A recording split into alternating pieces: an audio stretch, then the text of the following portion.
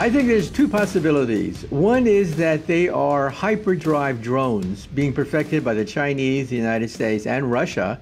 These are drone devices that can go between Mach 5 and Mach 20, 20 times the speed of sound. Wow. They maneuver, they zigzag. That's why we're building them, to evade a Star Wars system. That's one possibility. The other possibility is that we're being visited by an extraterrestrial civilization. You can't rule that out. So I think that I think that the burden of proof has shifted.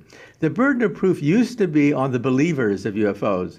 Now the burden of proof is on the military and the government to prove that they are not extraterrestrial visitations from outer space. Especially when you But I have a word of advice. I get a lot of emails from people that claim they've been kidnapped by a flying saucer. I got a word of advice. The next time you're kidnapped by a flying saucer, for God's sake, steal something. Yeah, grab something. Yeah. I don't care whether it's a chip, a hammer, an alien, whatever, steal something. There's no law against stealing from an exterrestrial civilization. No law whatsoever. They can't sue you in court. No, there is no galaxy court. But when we talk about the aliens and the sightings and all that other stuff that we've seen, it seems to be this like cigar type shape to whatever this ship is. Yeah. And it seems to be the same image over and over and over again. So if it was Russia, China, or even our own government, why would they be built symmetrically the same? Is that the only way you can get them to go to Mach 5 to Mach 20? That's probably a good. I mean, I would say it's more about the being agile than it is about the aerodynamic speed. Because, I mean, if you think about something that's elongated like that, it's going to be spinning on a center axis, right? So it could divert course a little more easily that way. But, I mean, who knows, right?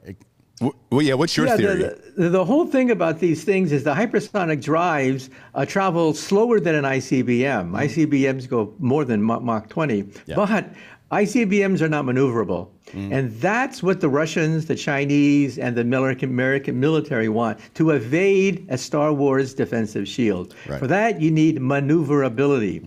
Now, if you calculate the G-forces when these objects go zigzagging, it's greater than the force of our bones, so that any human inside a flying saucer would be crushed to death. So in other words, if they are extraterrestrial, they're probably drones.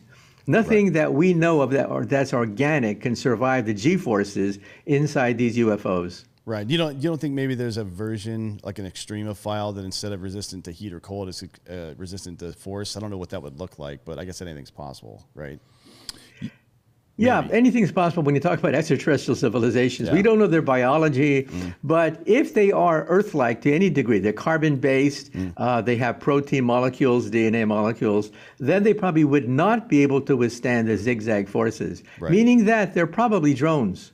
Yeah, gotcha. I think that's a good supposition. Also, one of the things a lot of people have said, and there's something I agree with about extraterrestrials visiting here, is if they had, we would never probably know it, because someone that's that advanced to be able to get here in the first place, right? Because of, if they're traveling through wormholes or just using standard space travel, which would, I don't know how the hell that would work. If they would be significantly or sufficiently advanced enough that they would probably be able to cloak themselves from us as well. Probably, right? Yeah, I think so.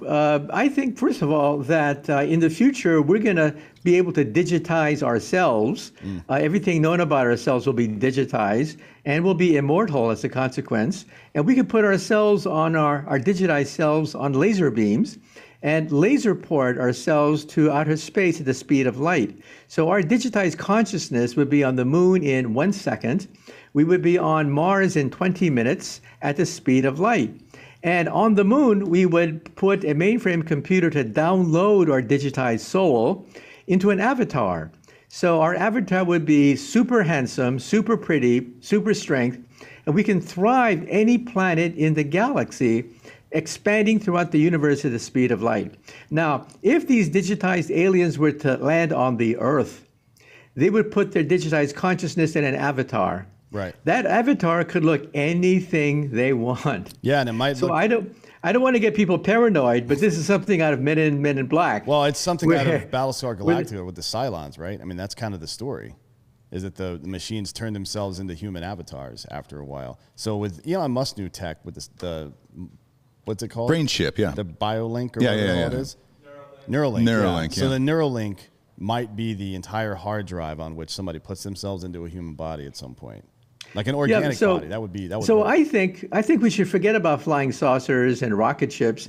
If you can digitize your personality and shoot it at the speed of light, you don't need a rocket ship. Right. You're traveling at the speed of light, and you can colonize the galaxy in 100,000 years because the galaxy is 100,000 light years across. That's how an advanced alien civilization would explore the universe. Forget rocket ships. Rocket ships to them are so 20th century. They would simply digitize themselves and shoot their consciousness at the speed of light, and then put avatars where they can colonize any planet they desire with any atmosphere, any gravitational force, and maybe they're already here.